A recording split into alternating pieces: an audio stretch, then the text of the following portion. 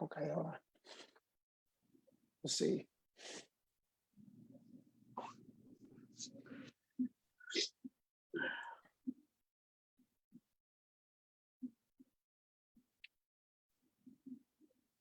Okay, Lupe, it's live now. If you want to do that with your phone, go ahead. I'm going to do the same thing with my Okay. page and stuff like that. I don't know if the meeting is streaming live on Facebook. Everybody, hello, how you doing?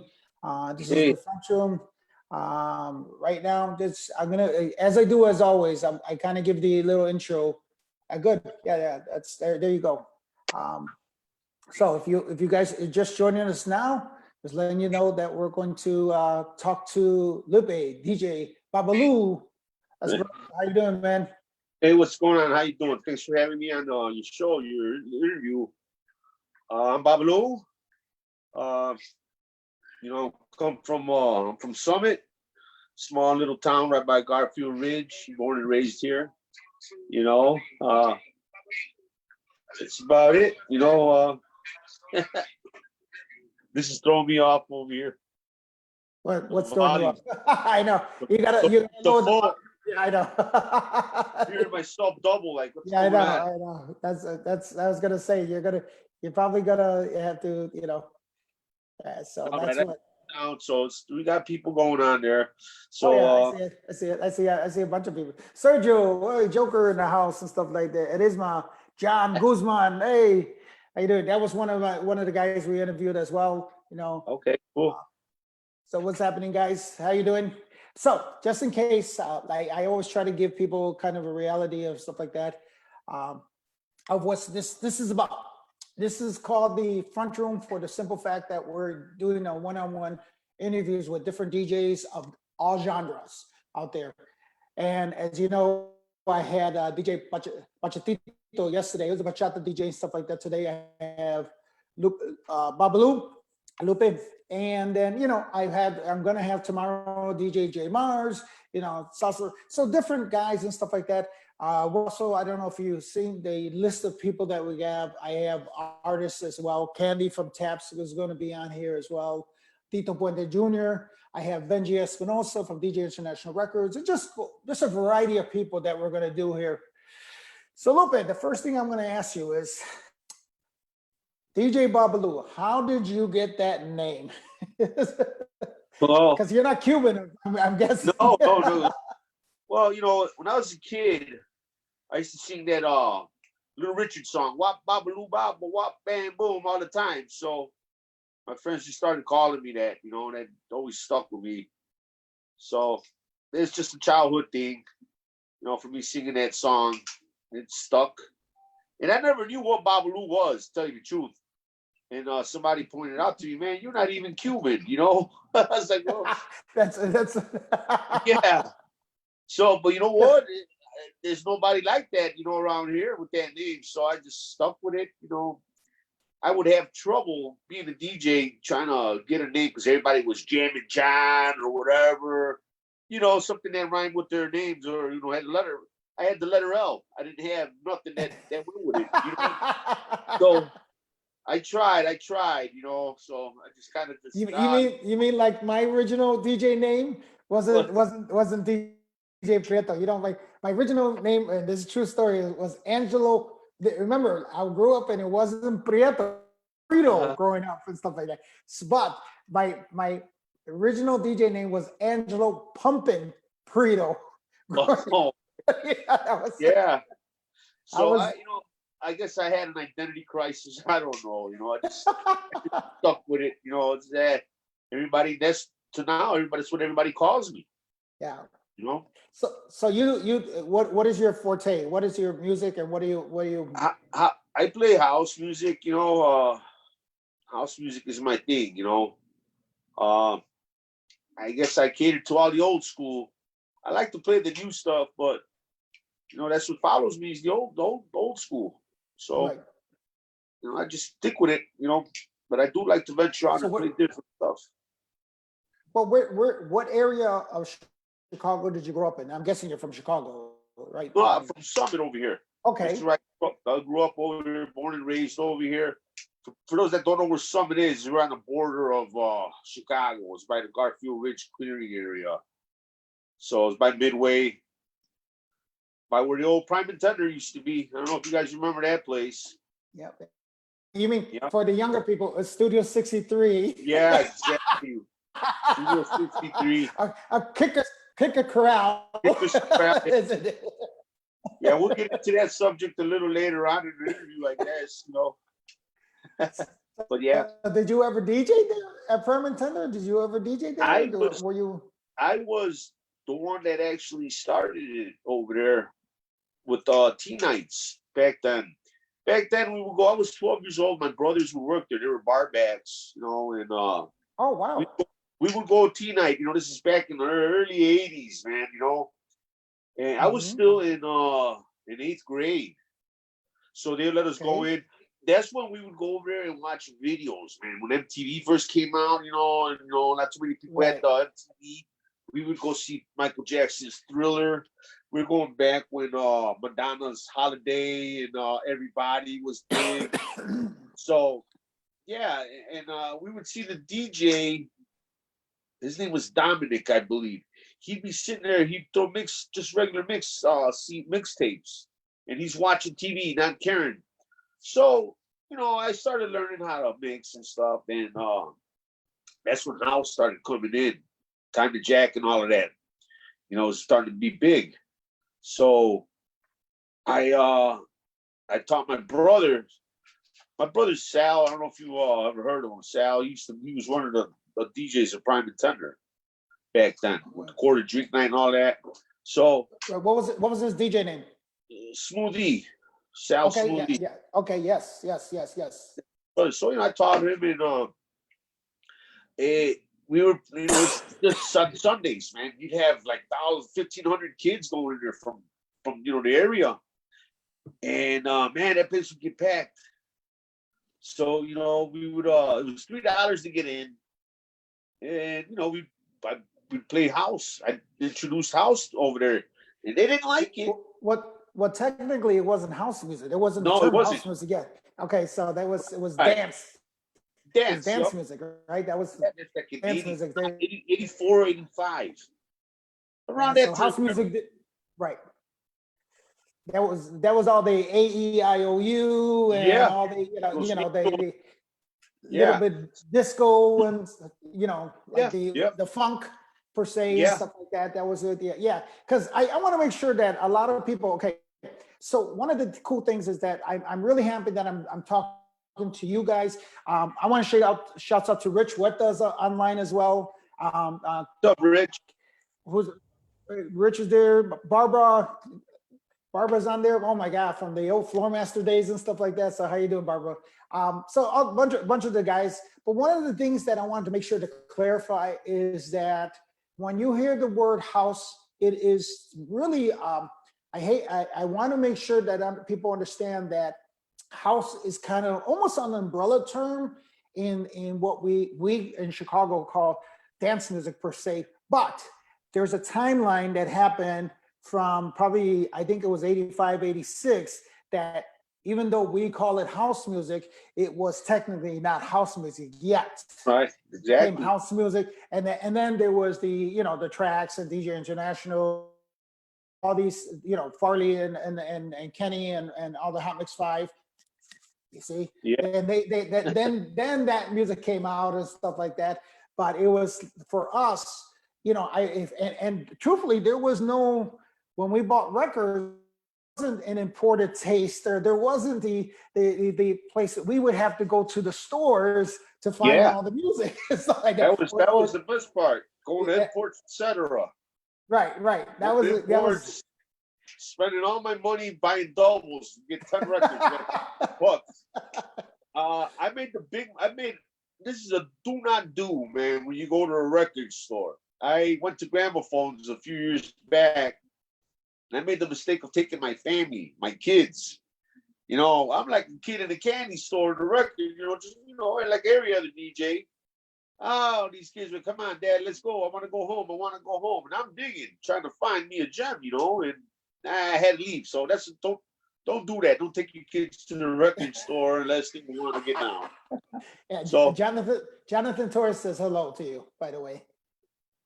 so Jonathan, how you doing? So So yeah, yeah, so that was a gramophone's important taste. But even before that, where did you find music? I mean, because you had to, you know. I would go, believe it or not, man. Remember Woolworth, where they had to buy the 45s?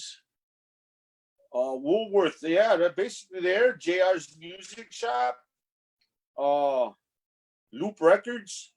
But Yes, I yeah, remember. we would have to go over there with Jesse. Jesse, yeah. Yeah, so we would go over there, going over there, imports on Plymouth Court. That was basically the main place to go. That was, Chip E was working there. So that was the place to go, man. If you didn't go get your stuff, if you didn't get it when it was fresh, you weren't going to get it. So did you know that I used to work at imports for a little bit as well? No, I didn't. I Yeah, didn't yeah, know that. I used to work there.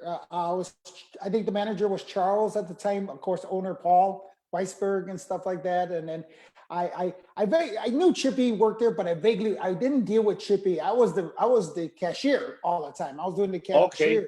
So that's where I was. I was the cashier. I was always good with numbers, and that's what that's what I did and stuff like that. I remember Stacy, a guy named Stacy as well. We used to be. So I was there for. I want to say it was probably about 2 years that I worked there at imports and stuff. Me being a DJ, obviously it was an advantage for me because I used to get a discount like that. You got But all the hard to get. Right. But at the same time, I was, I would also get to know all the DJs and all this stuff.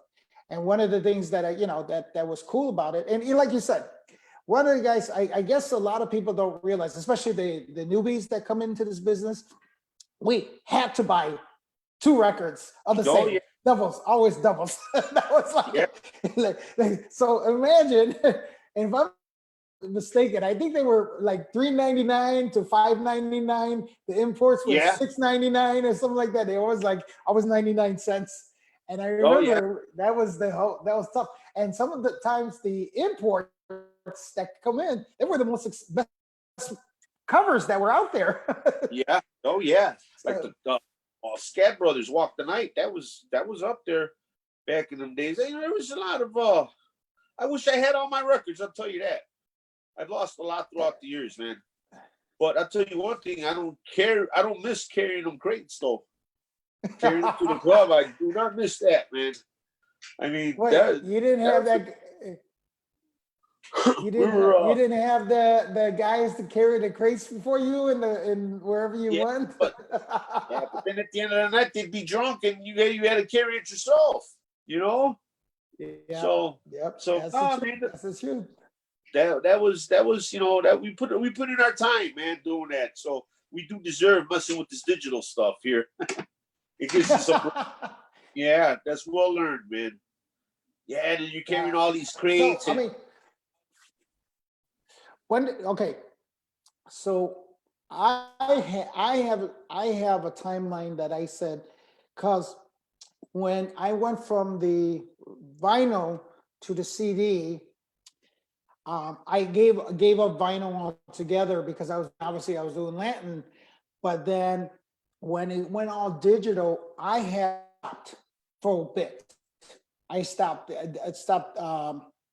DJing per se, because it was because at the time I was doing all vinyl. All CDs. So to me it was like, okay, the Pioneer 500s and all the stuff. It was all CD loaded and stuff like that. So kind of I stopped. I didn't even get into computers per se.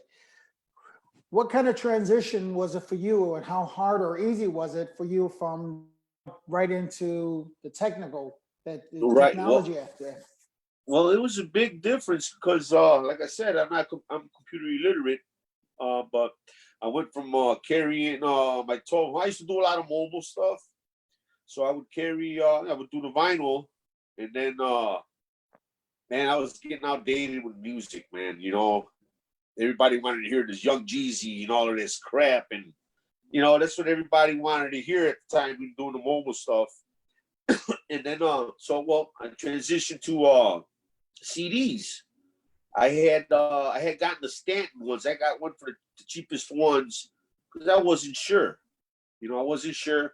And then I started getting the hang of the CDs, and then I went and got the SLD, uh, the SLD, the 12s, the CD players that look like the 1200s. You remember those? Uh, Right. I remember that. yeah. So none of these were useless. So that's where yeah, they were useless. I bought them and they were just I abandoned them. So I went. That's where I started using the Serato with the turntables. Right. Arlo may rest in peace. He's the one that introduced me to it. He was, hey, you do this, blah blah blah. So I bought his old box, and I was carrying those 1200s, man. And I got the old school ones. They're not light, man. They're about 30 pounds a piece. I got the old ones, and people were actually getting a kick out of it. Wow, man, I haven't seen a turntable in a long time, and this and that. So I says, all right, cool. You're seeing it now and shit. I'm just using the Serato. And then I had gotten into an accident at work, to where I messed up my back. I couldn't walk, man. I got spinal stenosis. Yeah, so I went through all of that medical. So this is where I went to the controller. I traded my SLD 1200s to DJ FM. He posted on there, anybody got, I'll trade you this Pioneer SX for those. I says, well, wait a minute, man. I got these things that they ain't doing nothing for me. So I says, all right, I made the trade, and man, I got spoiled with this controller. I mess around with the 12s. I still mess around with 12s once in a while, but Right. it's I got to work on it more because I got used to the cue points and everything. I had the dicers on the 1200s. I had all the little help I could get, and Right. I'm laughing at Mario Reyes over here. Wasn't I kicked out by another place by Nick? Well, anyway, What's up, Mario? We interviewed him too. Hey, you got some people from Summit over here. Ozzy, what's up, Ozzy? yeah. Oswaldo, one of the guys who used to hang out with DJ Lead, because I know a couple of the guys that from Summit. A lot of the guys that I used to work with Summit. So Yep, I know Gonzo. He's I know his whole family. Summer's a little town. Now it grew up. It grew a lot. A lot of people from the city moving in. Before it was everybody knew each other. So it's just growing. But yeah, man. So that's what I'm on now with on the controller. Now as you can, I'm not used to the Zoom, so I'm learning. So I'm this learning. is, I mean, I obviously this is your first. Trust me, it's and let's. And I told this to Lupe earlier.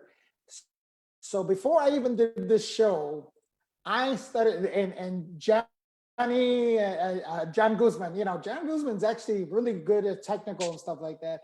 I said, hey man, how do we work the Zoom? And that was 3 days before I decided to do the show. So I'm not too far off from doing the Zoom thing like you guys, because but apparently a lot of people use it for stuff like that. And I think I use the Zoom for that meetings that we did and stuff like that with the group of people that I was having lunch with, or it's that online lunch. So I kind of, that's where I got the idea, and I was like, okay, you know what? So I guess because of this pandemic, I guess Yeah. it changes the dynamic of how we each other, but also is going to change the way that music is being portrayed and stuff like that. Um, as well as, like you see what I'm doing right now, I'm doing the live streaming. You're Yeah. you've done live streaming as well, right? Yes, I have. I've been on there a couple times. Like I said, I'm gonna do a live stream this Friday, and I'm Okay. blessed to have. I got a couple of sponsors that are gonna help me out. They want to sponsor, and Nice. yeah. What we're gonna be doing, we're gonna be giving out for some pizzas to the first responders that tune in. Okay, cool. So I mean, Cool. that's Very cool. we gotta thank them first responders, man. The nurses, doctors, police. everybody that's out there, the truck drivers, people working for the railroad, all that, man, because they're out there, man, and they're out there risking bringing it home to their families. It's kind of rough. Well, So, I mean, first responders. well, listen, there's no secret about, I have close family that's in the, in the first responders as well. I don't know if you know, my dad works at one of the supervisors over here, police department as well. So he's working there, having to deal with that. Yeah. And then my son's mother is a correctional officer as well. So that's scary in itself, Right. And just different things like that in everybody's family. We have to, I was just talking to a neighbor who's a she's a sergeant in the fire department. And she was just telling me, I says, thank you for what you guys do and stuff like that. So I know it's a tricky game between keeping healthy and keeping working and keeping it responsible and stuff like that. When you were DJing and you said from Summit, did you go into the nightclub aspect of it? Did you do mobiles, or what were you doing before? I did a lot of mobiles, I did a lot of mobiles, and I started ZZ, Big Z and Tony Batoy Right. later on, because I took a little break. I started doing concerts for them, at the Congress, where was it? Shoot, at the Aragon, the Portage, all of that. So at Excalibur, yeah, man. I mean, they put me, they put me on. So that's where I started getting more exposure, doing all these big concerts for them and stuff. But that kind of brought me down with the mobile gig, because everybody says, "Oh, he's doing this, so he's gonna charge this much money." So it was like it kind of messed me up basically in a sort of sense, because I was every weekend I was doing mobile, quinceañeras, weddings. But then a lot of this in the 2009 and all that, when the economy went bad, everybody wanted to be a DJ because they got laid off or whatnot, and the technology was so easy. So we weren't getting what we were worth, man. We're carrying all this equipment. Oh, I'll give you $150, man. You get to drink, you get to eat. That doesn't pay the bills for my family. So what I gather from like Marshall, from DJ Sombra, where either and there's a lot of guys that actually did really well with Rico Suave, Rocco Mix. They're big in the mobile. There's quite a few people that I know have done the mobile game, and I know that you either go all in or you go Yeah. out, when it comes to mobile. And it's tough because it's either, and trust me, I get booked maybe 3 times a year. I still do it, but I changed up the strategy of it, because technically I hire somebody to bring in the equipment and and I come in and I plug in to do what I got to do, and then I plug out when it's time is over. But I'm paying them to do the basically hard manual labor, the groundwork. Yep. Yeah.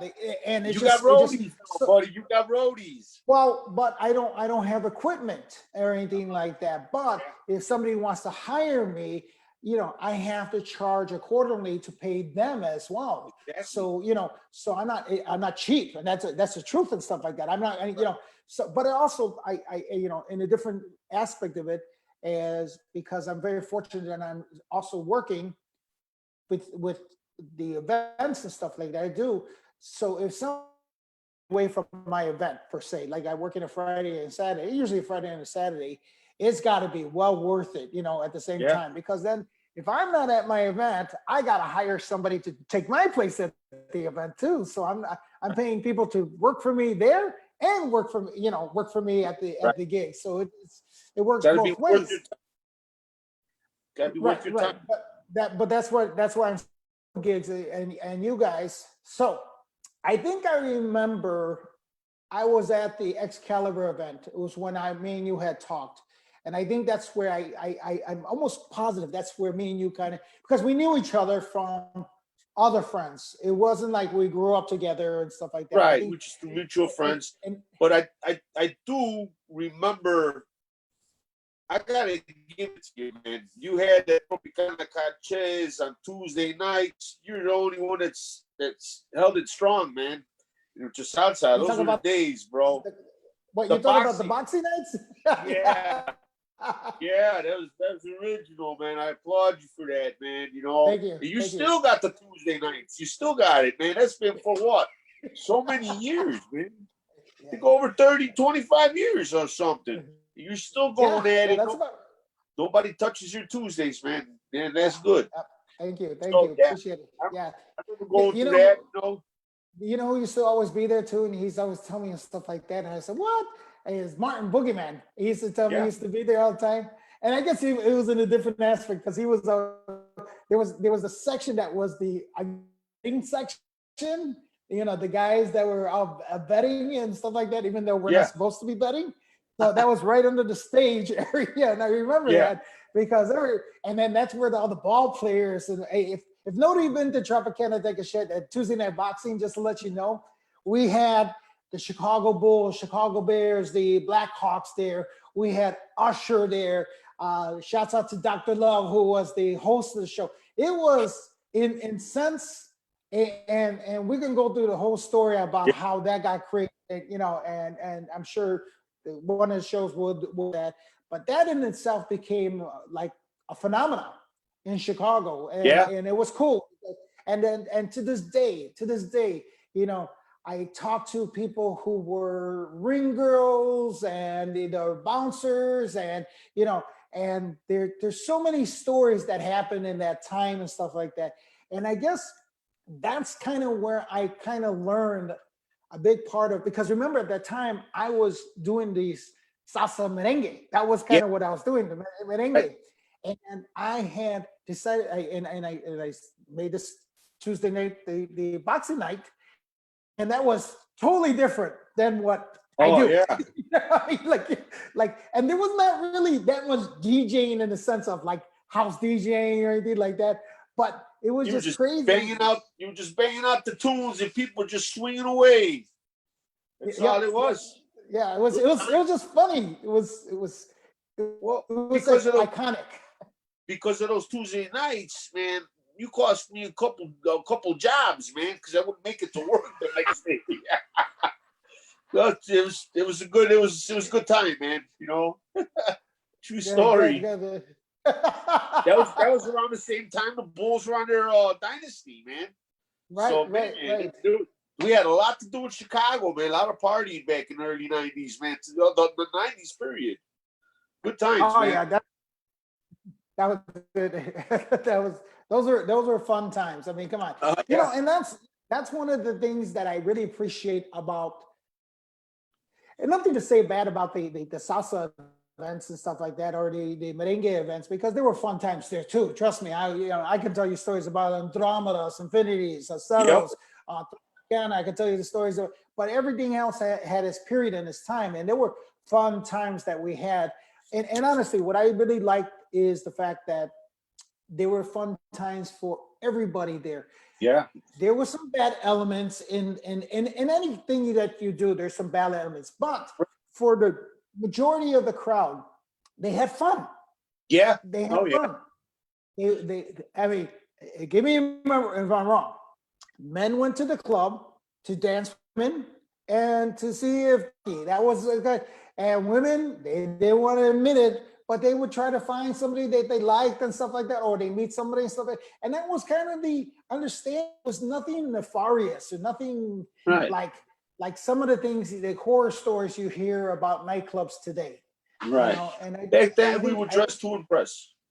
yeah, absolutely. You know, and that's one of the things I miss as well, because like even in the as we got older, and we are older now, I think also changed a lot of factors.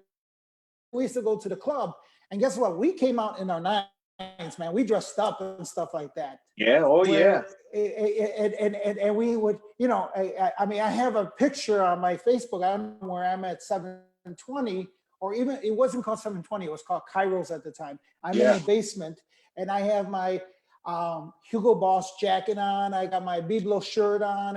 I'm dressed up, and I'm standing at the wall with my boy Robert, Mike, and we're just standing there by the wall and stuff. There's a picture of us. All three of us are standing there, and I'm looking at it, and Robert RoboCop, he has his little chain out and stuff like that. We all kind of had our little fashion statements and stuff like that. Right. And that was that. And even when we used to go corner nights over at Prime Prime Tender, I remember everybody would have dress up. The times that I remember. Yeah, And, that's Mario Boogeyman's days over there. And it would be crazy. it was busy.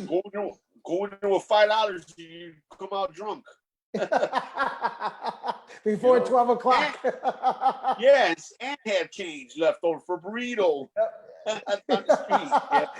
Yeah. I used to invite all my friends and come on, man, come on, and if I don't know if you knew this, but I didn't drink alcohol at the time when I was going to I didn't touch alcohol until I was 36, but I used to go there because all my friends were there, and it was just about dancing and stuff like that. I remember I used to be on the second floor dancing my ass off, man. I was on that floor, I mean, even though I love DJing, I love dancing as well, and I would house dance. Support it.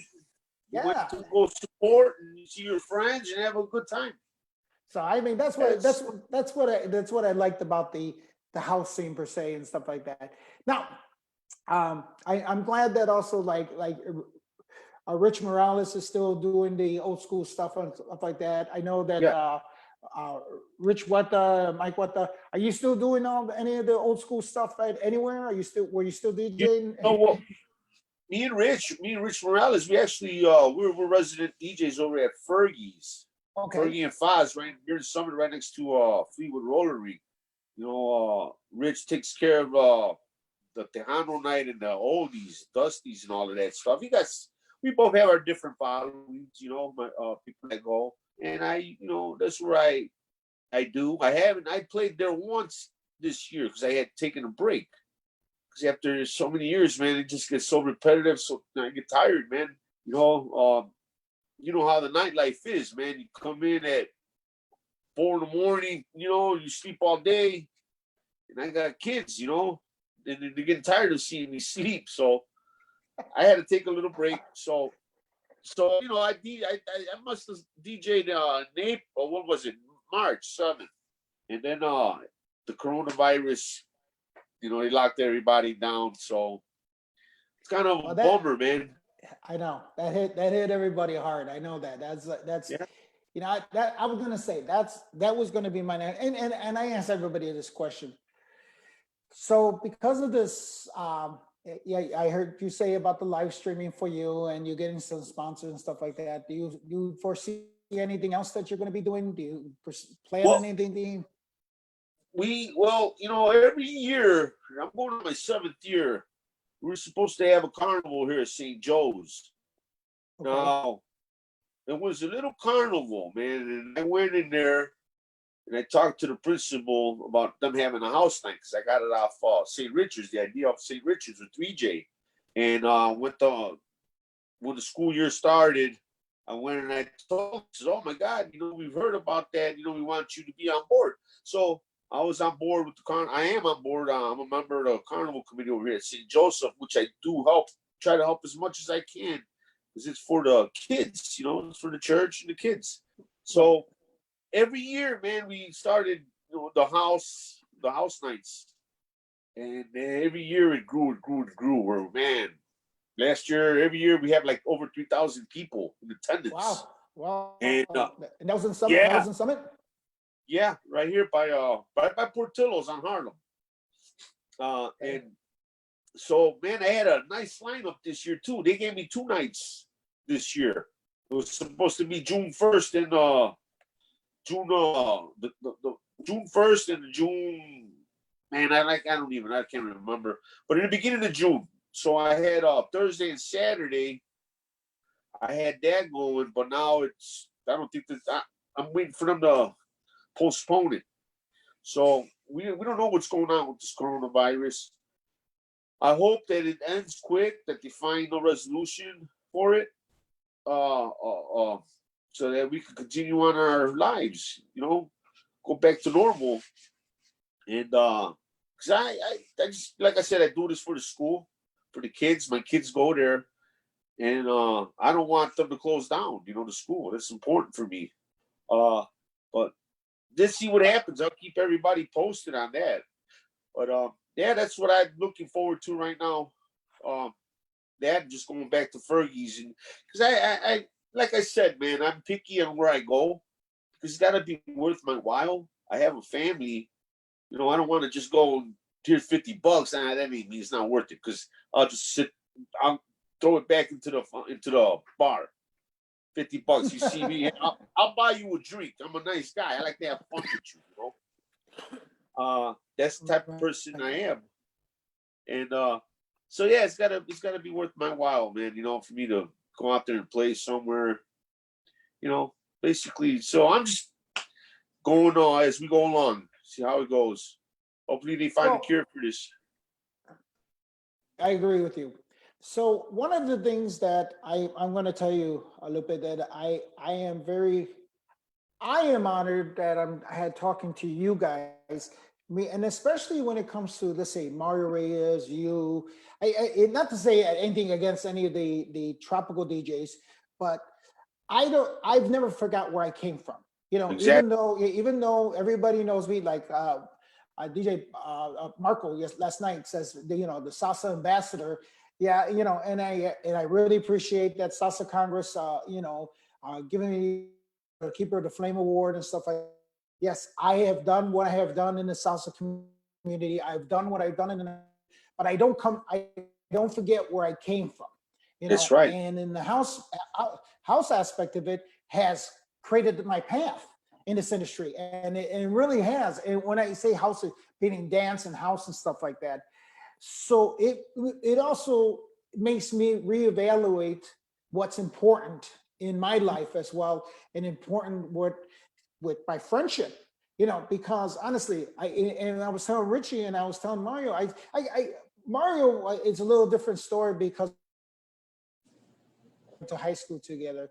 But some of you guys, I have, and this is a true story. I asked Richie, and I asked you, when do we ever get to talk to each other? And the unfortunate time to talk to each other, and I don't mean it in a bad way, is usually at a funeral of somebody Yes. that passed away. That I think the last time Arlo funeral that me and you had talked, and Yeah. rest of Arlo, and and when you go into the funeral, you're like, oh my God, long time no see, and Arlo had both North Side and South Side guys. I ran into Louis, and I I don't want that only time we get to meet each other and talk to each other and stuff Exactly. like that. I really don't. Totally- Yeah. I I'm totally sorry, agree with you. and I think that's for everybody in this scene. So I'm happy that I'm doing what I'm doing with this DJ one-on-one, talking to everybody, all genres, because I want everybody to have a connection. But on top of it, and I'm not trying to do anything but because of this, because of all and your connections and stuff like that, I'm going to do something with everybody involved. And believe it or not, when I say it, because I already had the discussion already, I can't tell you who and stuff like that. The wheels are turning already. What I'm going to do, Right. and I'm telling you right now, you thought Tuesday boxing was going to be a phenomenon. This is that's going to be like a wow factor for everybody involved, and of everybody involved in Chicago. And you know me already. When I tell you I'm going to do something, I do something, and I Oh don't yeah. just do something like small. I do Right. something big, you know. Well, And Angelo, I'm here for you if you need help, whatever, man. I got you. I appreciate that. I appreciate it. But that's what I'm saying, because I like this connection that everybody's having. Um, like Mario gave me some props and stuff, and I'm really happy.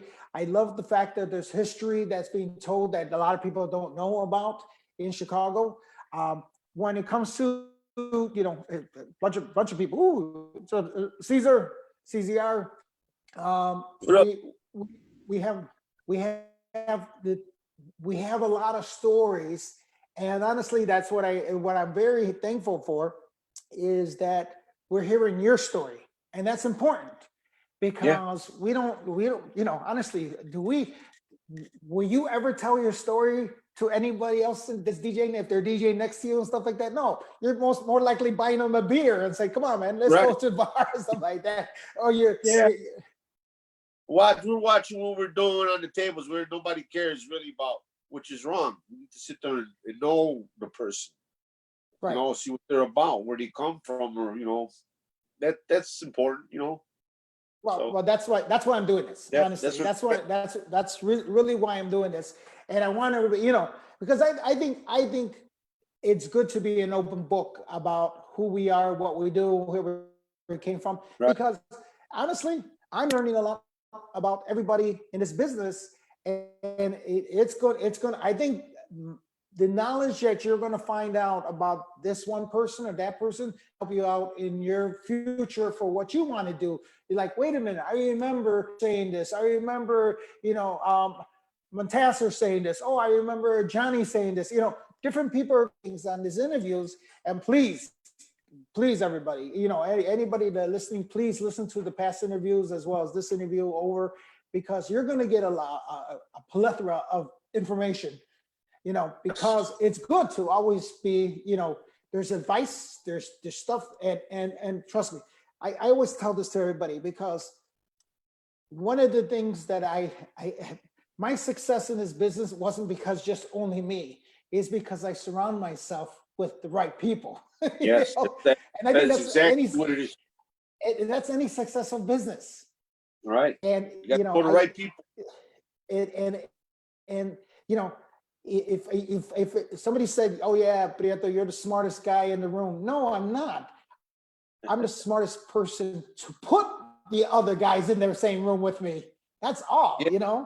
So if I don't know something, I'm going to ask the questions, even as dumb as it may sound. Hey, Lupe, what do you think? What do you do? How do you do this and stuff like that? And I think that helps, because you know what, I can maybe see something, probably not see something that you see, and vice versa. That's why I'm happy that we're talking, because I want people to hear you out, and basically your backstory and stuff like that, what you said about, people maybe never heard of Fergie's before, so they're going to Right. want to go to see you and stuff like that. So and trust me, this is great, because averaging about almost 1,000 views on this, and it keeps growing and growing, and I want it to grow and stuff like that, because I want Oh people yeah. to hear some of the things you have to say. Right. No, yeah, but it's just like I said, like you said, I'm grateful that I know a lot of people. That I'm not the best DJ. Shit, I mix off beat. Just like I'm normal. And but still, I got a lot of friends and stuff, and I just try to be cool. A lot of people out there saying, "Oh man, this guy ain't drunk today." I mean, that's taking it easy. That's another reason why I took a break, man, because the devil lives in these bars where we work at, man. A lot of temptation, man, and Yeah. it just got getting the best of me, man. Says, man, what am I doing? I had to calm down a bit, man. So, Well, I so mean, you, for those that are starting off, man, and want to get into business, man, you guys gotta just be cool with all the temptation that surround the bars. Get your money, go out there, and do what you got to do. You know, right, 'Cause right. I think that I've seen, and just not DJs, but in all aspects, whether music, they're right, just all aspects, because I've seen who careers have down the drain because of it and stuff. Yeah, yeah, I've seen people lose their lives over it and stuff like that. Lose their wives, and you just yeah, you lose it lose all.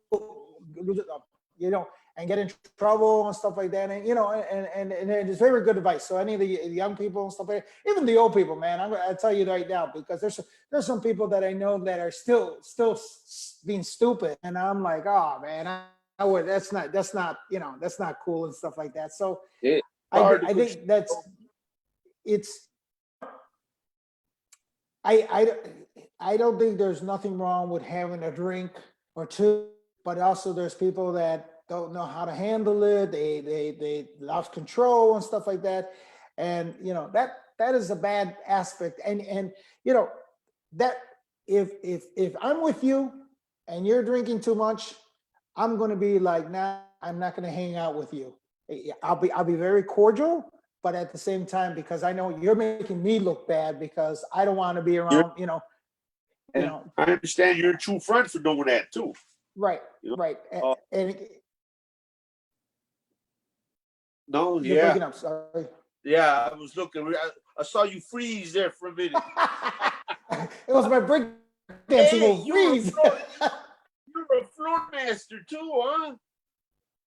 What do you mean? I'm the president of Floor Masters, dude. Yeah, man. That goes way back, man. Yeah, Yes, I'm the sir. president. That you know who's a Yeah, floor that's master with me right. too is John Hernandez. Yeah, he's a floor master as well. Okay. Yeah, And that was in the early '80s. yep. That was actually 1981. That's first started Yeah, for us at a the floor at the master. the boys club. Yeah, I don't know if you knew this, but Cool Rossetti was a floor master as well. Cool Rock Steady He was used he? to, Was he? yeah, I didn't know. he it was funny because he walked in with his trampoline. He had a little trampoline, and he would do the trampoline tricks, and Oh, that's how we got to know him. like the And Jesse White tumblers. but no, yeah, well, yeah, like that. The Jesse White tumblers, like type of thing and stuff like. He had a Yeah. trampoline. So this is a cool gimmick that he did when he came in the first time to show that we had tryouts and Kurak he did it, and I was like, oh yeah, and the first thing I said is, oh, there's Jesse White tumblers, that's they already had their thing and stuff like that. So he hung around with us for a little bit. He never traveled with us. He never did anything just like that. And I remember Mario. I think it was Mario. It was Mario when he was dating my sister, Mario Reyes, and we went to the warehouse over with Rocky Jones, the warehouse, the club where Martin Boogeyman Randolph. was DJ and all these guys right on Randolph, yeah, Randolph and Halstead. Cool Rock was performing, so I hadn't seen for almost, man, about 10 years like that. So here was a kid, Cool Rock was this little puny, skinny guy when I met him breakdancing, but when he was Cool Rock Steady, DJing with Tyree and all these guys, I mean, performing with all these guys, he was all built and he had muscles and he had the chain and he could, and it was because I'm there by the bar, remember it was like a very long bar, and I was there Yeah. and I remember I'm talking to Mario and my sister's there, and I believe Julian was DJing as well. All of a sudden, here comes Cool Rock walking in. He goes, "Hey, Angelo, what's going on?" This and that. I know you, and he goes, "Yeah, from the Floor Masters," and it kind of like, "Oh yeah, you were that skinny, scrawny kid that brought the trampoline, yeah." So that my Wow. like, and everybody was like, "What? He's the breakdance?" I go, "Yeah, he's the breakdancer," but it wasn't like something he did, it didn't, he Right. didn't do it long, but it was like, but he at the boys club over there on 19th of Wood as the boy club. So that was funny for me. But I got a lot of good memories. Like I said, a couple of people from the Floor Masters, they were on here as well.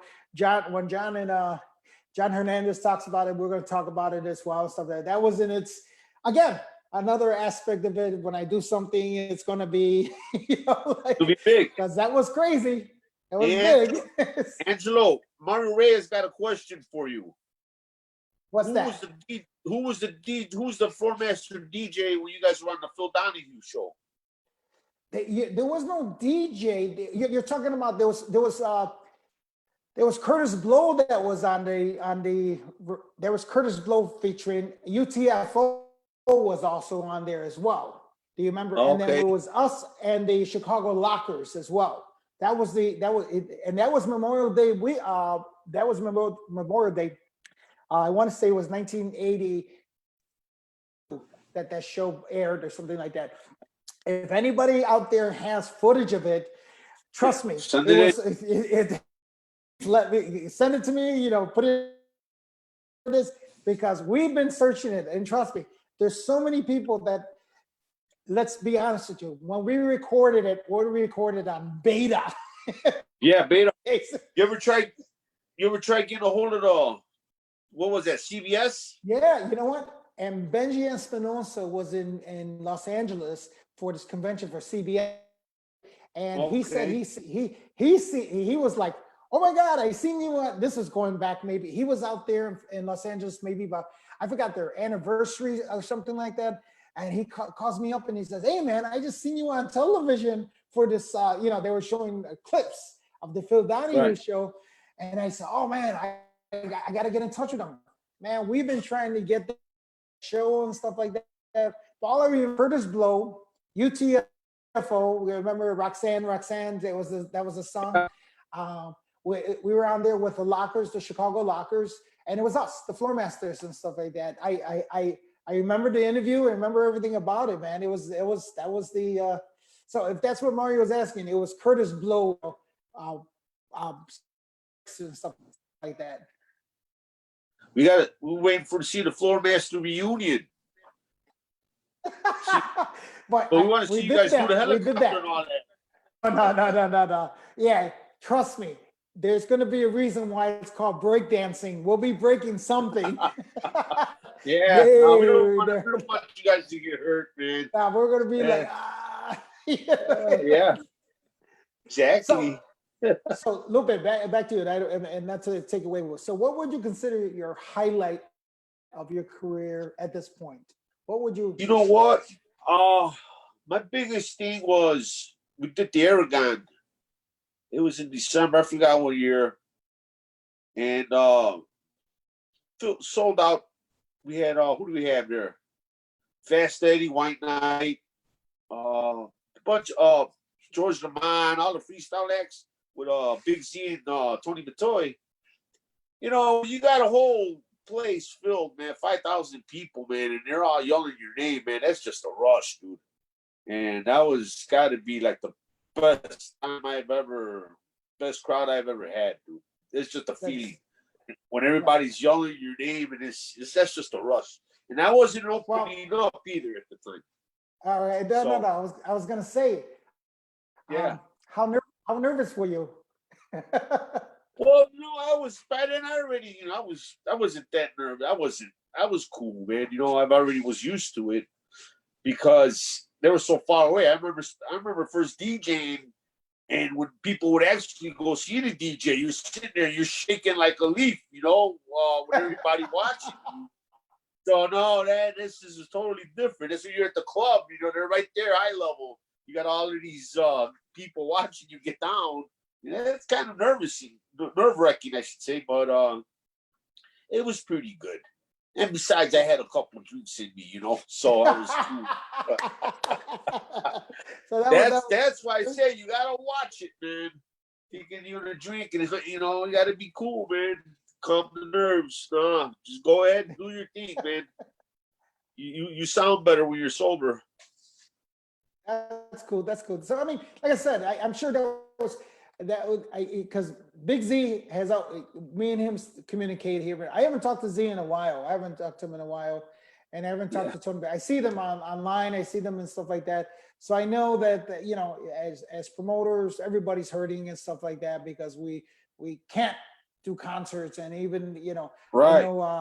I know like Tony Rosales was trying to do a concert here, and then I know that Tony Batoy was trying to do a concert here, and a lot of the concerts got shut down because of this whole thing. Right. Hopefully, when this is all done, so that everybody get back to normal. One of the guys, Sombra, was saying that he thinks when the floodgates open up, everybody's going to go buck wild, and they're going to run to the club, and there's I hope it happens that way especially if there's a vaccine. I know if there's a vaccine, and trust me, that's what's going to happen. It's going to be like like you said, the horse's gates, and boom, and everybody's gonna go out Yeah, and stuff like that. exactly. It'll be a big reunion. And I was talking, actually, I was talking to Nick today from a studio. He called me up, we talked, and he was worried. I says, Nick, once this is over with, man, all the bars, they're all gonna be filled with people because people just want to go somewhere. So once this is over, everything's gonna be packed. And Well, let's hope there's no trouble. no, I mean that's I said, well, all we can do is and I'm glad we're here. We got about 3 minutes left, so went by quick. I hope hopefully. Yeah, you were right, man. You were right. That I was yeah. So I mean, what we are all like everybody watching right now, they're stuck in the house. I mean, they're stuck in the house, right? So if this is one way that we can take an hour of somebody's time, and I'm concerned as well because me and you, we're DJing, we're doing music and stuff like that. I'm concerned for those people that are out there, and hear me out, Lupe, and hear me out, everybody out there. There's people that suffer from anxiety, depression, and stuff like that. Yeah. We want to bring that joy to you and stuff like that. That's why we do what we do. And I think that's kind of what we've always done behind the turntables, behind the computer, the controller, and stuff like that, because we're trying to bring joy into people's lives for the hour and a half, or 2 hours that we're DJing or whatever we're doing. And this is another aspect of it. Even though there's tons of people doing live streaming, stuff like that, I want this to be, people like watching, listening, and understand this is, you guys, we want you to not be depressed. We want you to be entertained. We want you to laugh. We want you to remember. We want people, because, it's unfortunate. A friend of mine had just committed suicide last week. And sorry to hear, brother. But that's just, it's just, and shocking. And we don't want that from anybody. And especially what's going on, stuff like that. We know there's people that are battling demons. And, you talk about that in the club, the demons. But, with this all going on, we want to make sure everybody out there, man, keep the faith, keep, listen to us. Laugh at things. Yeah. So all we could do is try to bring music to you, man. Like you say, make you forget about your problems and your 9 to 5. Just sail along. Remember that song? But seriously, I want to thank you for having me on your shows. It's an honor speaking with you, speaking with everybody that tuned in. But let's just stay home, be safe. Just so we get this out the way, man, and we can go out and enjoy ourselves, get back to normal. And we got to find a cure, whatever it is, man. We just got to, take care of. We have to take care of ourselves. Right. And I think for everybody out there, do yourself a favor. Stop looking at the coronavirus's updates that, because it's depressing as hell. Right. We got to look at the survivors. They don't say about the people that survived. It was, to me, it's okay. And not to say anything bad, but I seen something in the news today. I was watching the news, and to me, it made me laugh because they start reporting on 2 cats in New York got the coronavirus. Oh, yeah, I see that. Three tigers. I'm like, but the Tiger King gave him coronavirus. So wait a minute. If the animals are getting coronavirus, how are they getting? I mean, I can understand maybe the cats, but the tigers, who has social contact with them? I mean, I'm not gonna take no chance. I'm gonna get my dogs masks now.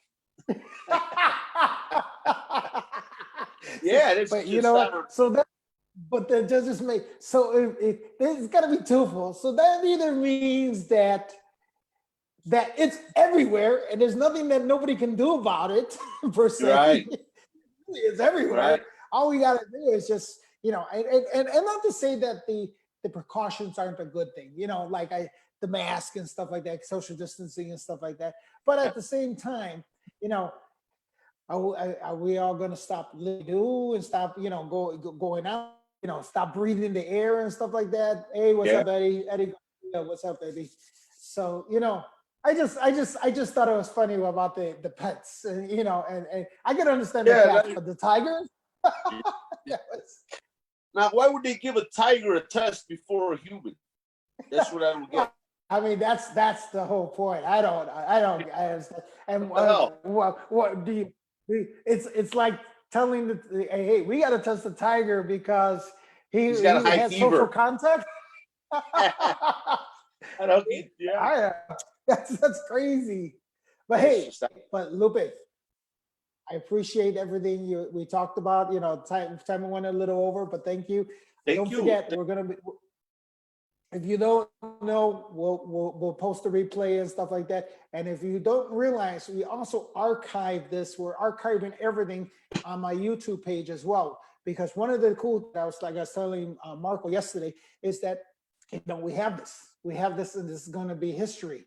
And we want to make sure that everybody knows your history as well. Right. No, thank you for having me. And if I may, if you guys can tune in on Friday, the 24th from 8 to 10, being sponsored by First Premier Restoration, Stu Dodds. Tony Rosales is going to be hosting, actually. He's going to be wearing a mask, and he's going to be hosting over here. And, the first, for the first responders, we're going to be giving away pizzas and stuff at Stu Dodds on 6030 Nina, right here in the Cleary area of Chicago. And just remember to stay safe and stay home, and let us entertain you with our mixes. You got a variety of DJs. And want to thank special shout out to Dina and Rich Morales, E-Rock over at Fergie and Foz, and all the staff over there. Thank you guys, and hope we open up soon so we continue having a good time. And Angelo, thank you for having me on here, man. I really appreciate you, bro. And Mario Reyes, thanks for tuning in, brother.